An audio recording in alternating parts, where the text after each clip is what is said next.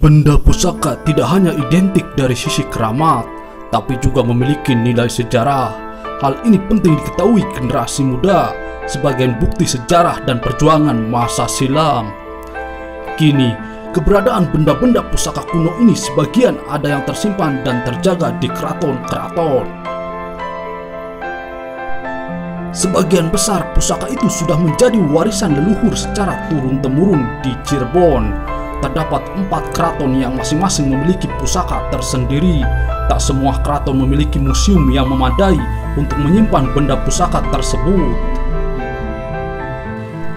Padahal, jumlah benda pusaka sangat banyak, mulai dari yang memiliki nilai historis tinggi hingga senjata-senjata perang yang digunakan para prajurit.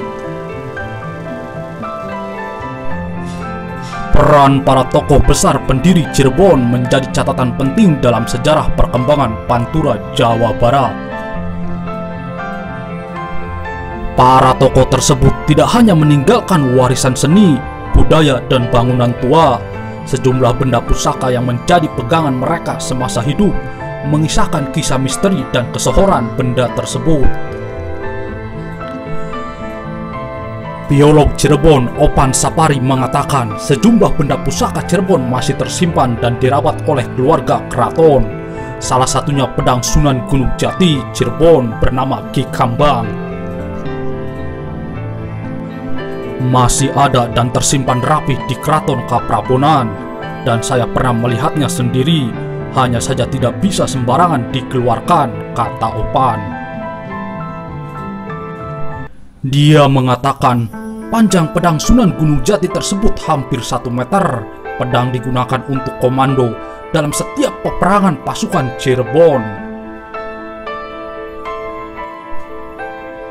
Konon dalam setiap peperangan musuh yang berhadapan dengan pasukan Cirebon akan ketakutan. Pedang tersebut membuat pemegangnya terlihat berwibawa. Salah satunya ketika perang kerajaan Cirebon melawan Galuh. Pedang itu jadi komando, diserahkan oleh Sunan Gunung Jati kepada komandan perang, kadang memimpin sendiri, tutur Opan. Dia mengatakan pedang tersebut kemudian diwariskan kepada keturunan Sunan Gunung Jati yang menjadi putra mahkota. Dari Sunan Gunung Jati, pedang diwariskan ke Sultan Muhammad Badriddin Kaprabonan hingga ke Pangeran Pajar Harun.